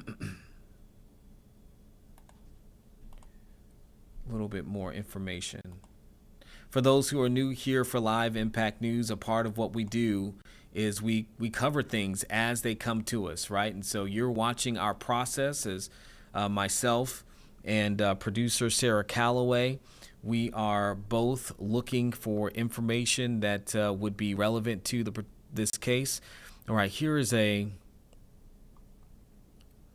want to make sure I pull up the right number. Let me see here. Okay, let me pull up the right number.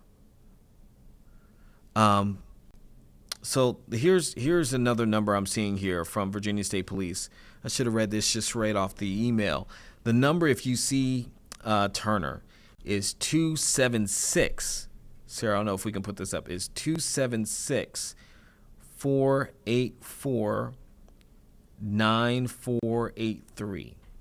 276-484-9483. You can also email questions@vsp.virginia.gov. questions@vsp.virginia.gov. Okay, so those are ways in which you can make tips anonymously. You do not have to give your information, but if you do see him or know where he could be, you are asked to call state police. Okay, let's see here. What's our time? 11:34.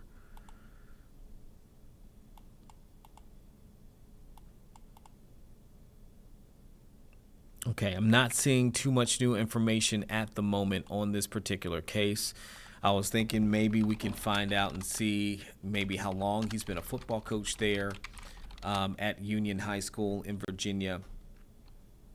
But I'm not seeing that not seeing that immediately in some of the information that I'm looking at and some of the trying to figure out from the school, but not seeing that right now, and that is okay. I do believe we'll probably have more on this in other of our broadcasts, either throughout the day or maybe even for our next stream, as you have anchor Connor Reel and producer Nia Campbell, who will be here from 1 to 3 also on Live Impact News, but again for our afternoon stream. So, but we'll continue to try to figure out some stuff and what we can get. If we find some new information, maybe we'll come back to this and bring that up. But right now, that is what we have in terms of this search. Again, they are looking for that man there, Travis Lee Turner, who has been missing for a few days now, since Thursday. But he went missing, disappeared after state police agents were going to his house as part of an investigation, which it now appears that he is the subject of a portion of that investigation in which he has now been charged with child pornography and soliciting a minor using a computer. So we will stay on top of that. Here we go. Here's what he was last seen. He was last seen wearing a gray sweatshirt, sweatpants, and glasses. He's also listed as a physical education teacher, and he is the head football coach at Union High School. So just to give you a little bit of background information into that. Okay, Sarah. I think now is a good time we can talk about this situation with Senator Mark Kelly. We want to kind of bring this up. A few days ago, if you recall, we showed you the Truth Social post that President Trump had put out against 6 Democratic lawmakers who just prior to that had put out a video telling service members to ignore illegal orders, okay?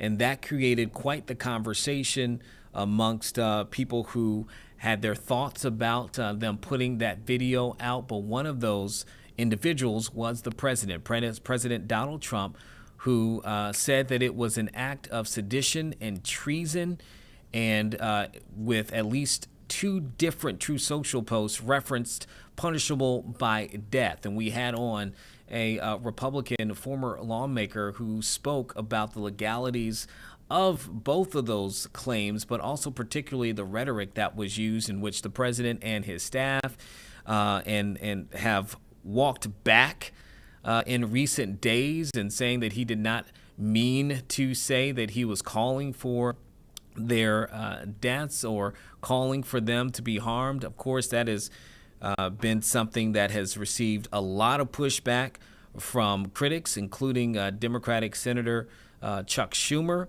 who has called for additional security for at least 2 of those senators who were a part of that video, and said that what the president said at that time was dangerous and political rhetoric that could cause harm to those lawmakers. But what we are now seeing is that there is going to be an investigation, it looks like, into Senator Mark Kelly, who was one of the lawmakers as a part of that video.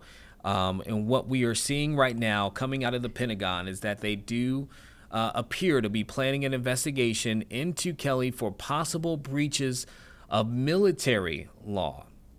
Now, it's important to note that while those lawmakers did not mention specific circumstances within that video, the release did come of that video that they posted on social media as the Trump administration has ordered the military to attack several small boats, more than a dozen, nearly 24 small boats that have been in the Caribbean and Eastern Pacific. They've been accused by the administration of carrying illegal drugs, but there have been real questions about whether or not those attacks, those missions were legally carried out, and if they actually had a real reason for them to take place. There have been critics who have said that, particularly within the Democratic Party. Now, on Truth Social, I told you what the president put out about the seditious behavior that he claims, and saying that that would have been punishable by death. Mark Kelly, who, by the way, is married to Gabby Giffords, who you may recall was shot in the head years ago, has bounced back with words of his own, saying that he never thought that he would be getting calls as a senator by the president to be jailed or worse, right? He has also given his own response to that, as I just told you. But here's what the Pentagon is saying, that they are looking at an investigation citing a federal law that allows retired service members to be recalled to active duty of the defense secretary for possible court-martial or other measures.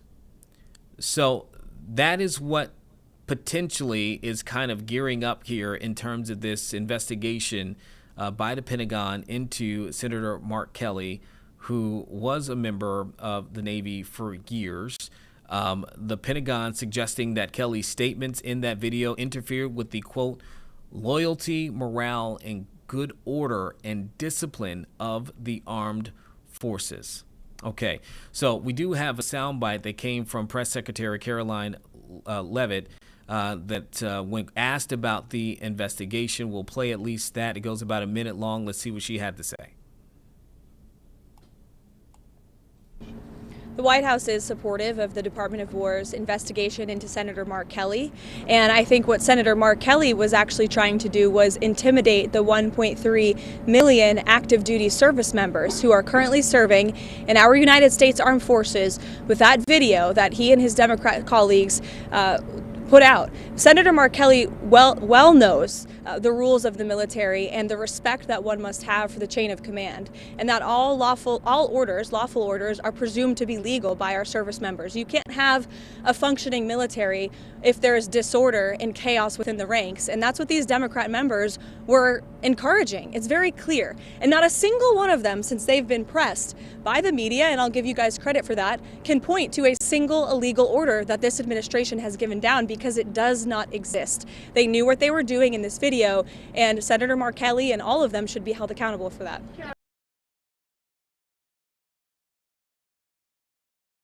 Okay, so you just listening to the press secretary there, Caroline Leavitt, on this investigation. I want to go ahead and play the video in question too here, because I know we aired it a few days ago, but I want you to be able, if you have not seen it, to see it for yourself.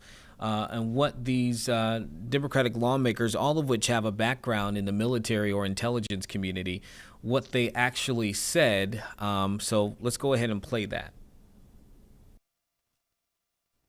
I'm Senator Alyssa Slotkin. Senator Mark Kelly. Representative Chris Deluzio. Congresswoman Maggie Goodlander. Representative Chrissy Houlihan. Congressman Jason Crow. I was a captain in the United States Navy. Former CIA officer. Former Navy. Former paratrooper and Army Ranger. Former intelligence officer. Former Air Force. We want to speak directly to members of the military and the intelligence community who take risks each day to keep Americans safe.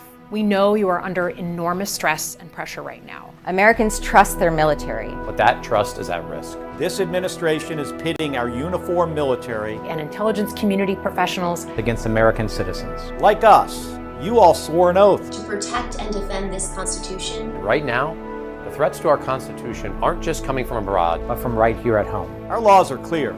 You can refuse illegal orders. You can refuse illegal orders. You must refuse illegal orders. No one has to carry out orders that violate the law or our Constitution. We know this is hard and that it's a difficult time to be a public servant. But whether you're serving in the CIA, the Army, or Navy, the Air Force, your vigilance is critical. And know that we have your back. Because now, more than ever, the American people need you. We need you to stand up for our laws, our Constitution, and who we are as Americans. Don't give up. Don't give up. Don't give up. Don't give up the ship. That is the video in question right now. That's the video in which the Pentagon says it is now considering an investigation into one of the individuals that you saw there, and that would be Senator Mark Kelly. Now, Kelly did issue a statement in response to this. I'll just go ahead and read it for you. I don't know if we have a board for it, but I'll read it for you in full. He says, when I was 22 years old, I commissioned as an ensign in the U.S. Navy and swore an oath to the Constitution. I upheld that oath throughout flight school, multiple deployments on the USS Midway, 39 combat missions in Operation Desert Storm, test pilot school, 4 space shuttle flights at NASA, and every day since I retired, which I did after my wife, Gabby, was shot in the head while serving her constituents. In combat, I had a missile blow up next to my jet and flew through anti-aircraft fire to drop bombs on enemy targets. At NASA, I launched on a rocket, commanded the space shuttle, and was part of the recovery mission that brought home the bodies of my astronaut classmates who died on Columbia. I did all of this in service to this country that I love and has given me so much. Secretary Hegseth's tweet is the first I heard of this. I also saw the president's post saying I should be arrested, hanged, and put to death. If this is meant to intimidate me and other members of Congress from doing our jobs and holding this administration accountable, it won't work. I've given too much to this country to be silenced by bullies who care more about their own power than protecting the Constitution. So those are the words from Senator Mark Kelly there in response to there being reports that an investigation could be launched into him particularly, and then how that would go about. So interesting to say the least. We'll see what kind of now transpires from this. Of course, this does particularly lead to a lot of questions about how they're going to go about an investigation into this. Did they break any particular law? They certainly do not believe that they did. Again, they did not reference any specific order that has taken place. But all of that is going to be what comes up next in this conversation. Okay, well, let's go ahead and go to something else, but still in the same realm. When we're talking about investigations and the Justice Department, the Pentagon, we now know that the indictments into former FBI Director James Comey and then also New York Attorney General Letitia James have been thrown out by a judge. A federal judge says that those indictments cannot move forward. This is news that broke yesterday, that judge dismissing the cases against them on the grounds that the appointment of the U.S. attorney who brought those indictments against them was invalid.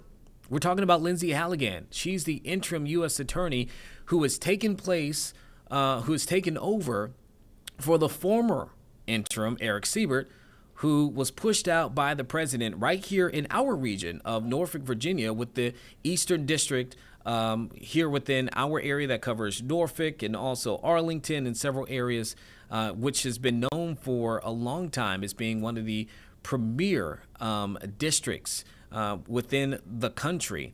But Lindsay Halligan came in, again, after Siebert was pushed out by the president. The president said that himself, that he pushed him out because he would not file any charges and go after Comey or Letitia James.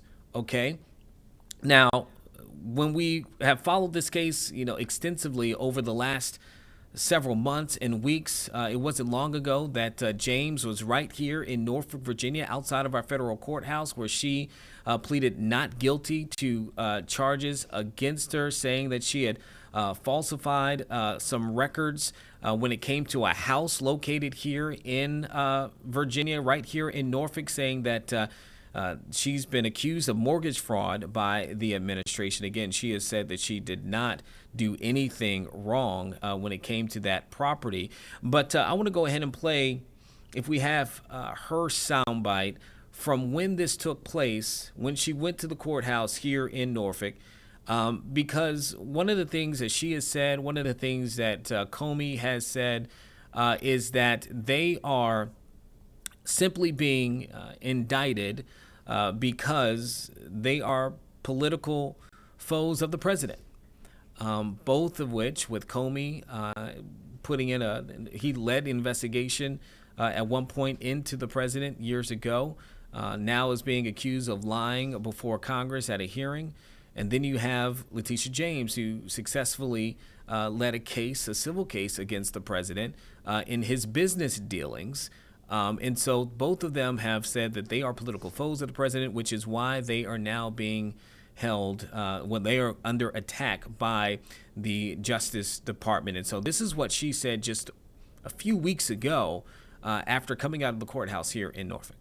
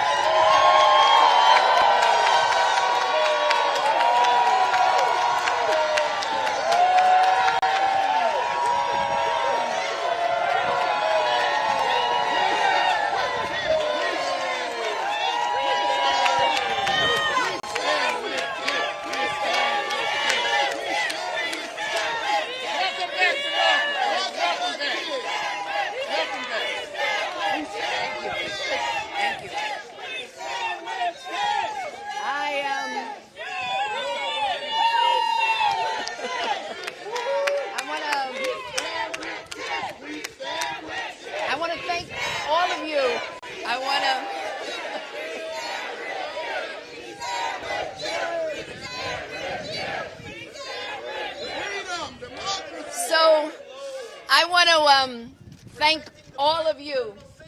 I want to thank each and every one of you. I want to thank you for your prayers.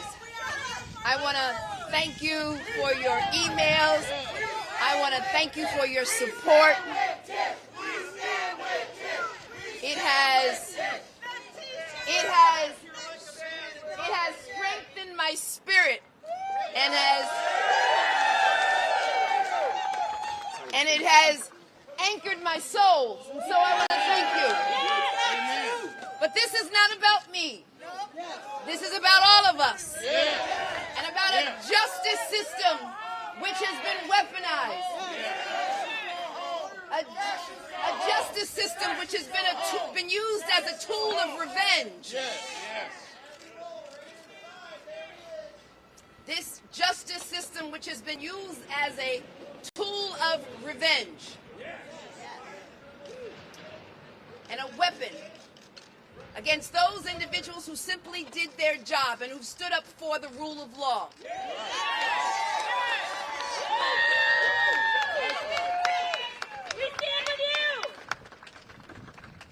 And a justice system which unfortunately is nothing being used as a vehicle of retribution. But my faith is strong.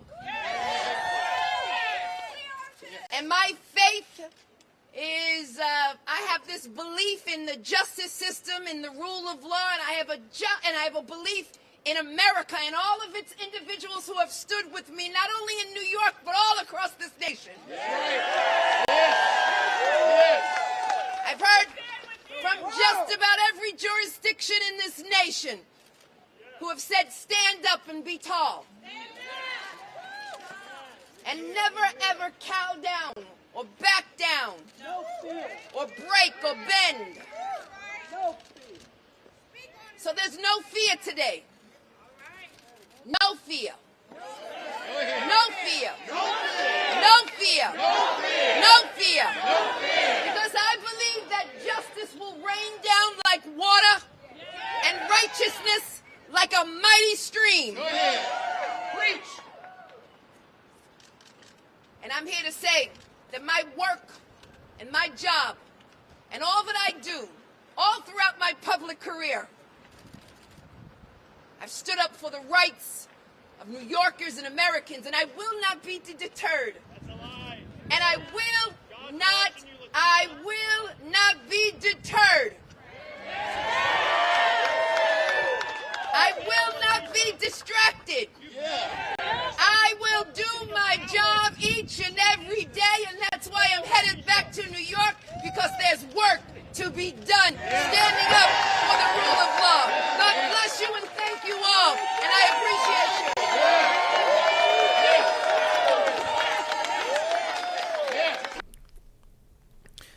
you. That was New York Attorney General Letitia James just a few weeks ago. Again, that is after she pleaded not guilty to charges of mortgage fraud there that were kind of based on this home out of Norfolk, Virginia.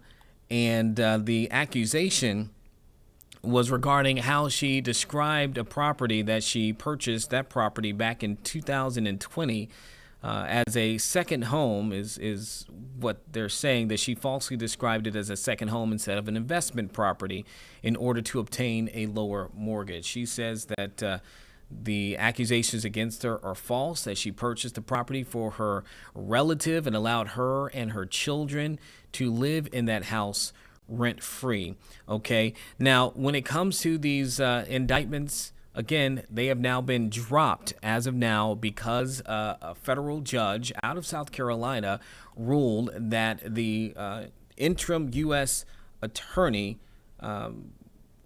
was not, the appointment of that U.S. attorney was invalid. Therefore, the indictments are now invalid. Okay, so that is the big thing that's going to happen here. Now, the Trump administration has already said that they are going to appeal this particular decision.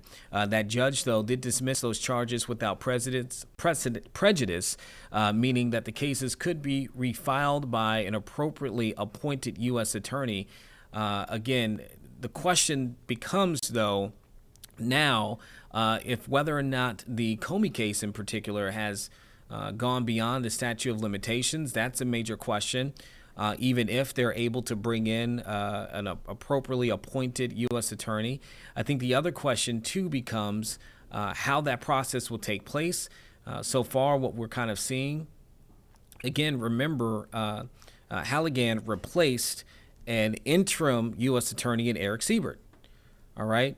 He had been in that role for some time already. And what we're looking at potentially, I'm trying to find some things to kind of back this up, is that there is a certain time frame, a window of time in which an administration can appoint someone into that role. But that time begins once the already a permanent attorney for that location, that district, is replaced. Okay, so there'll be roughly 120 or so days after that. Again, Siebert was already in that role for some time. When he was pushed out, the idea right now is that that clock did not restart.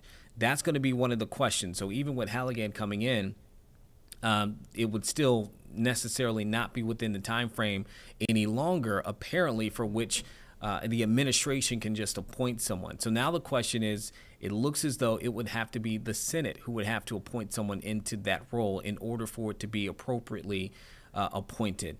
That's what I'm seeing at this moment. We've been working to get some legal experts to come in to kind of verify all of that, really kind of go bar for bar what took place and what can happen. And as soon as we can, because I know a lot of people have questions about what exactly happened that made her appointment illegitimate according to this judge. And so we'll, of course, look at that. Again, that's that you're looking there at Halligan, coming out of Florida, had worked for the president in the past, not in this capacity, and does not have a background in the type of law that we're talking about here, but obviously has the trust, or had the trust, of the president of the United States, who, if you recall, had posted to social media before all of this really kicked off, saying that the time was now to go after the Comeys and others. And so that is kind of really what has brewed some of the calls you heard there from James in her statement just weeks ago, why they feel very strongly that they are being targeted because of what they did on their jobs and what that meant for the president. Okay, our time right now is 11:58. This stream does end at noon. We got 1 minute, but go ahead, Sarah, because I know you want to show it. Let's go ahead and bring it up right before we head out. Right at noon, the White House turkey pardoning is taking place as you take a look there at current FBI Director Kash Patel. And then you have the turkey here. What are the two? Gobble and Waddle.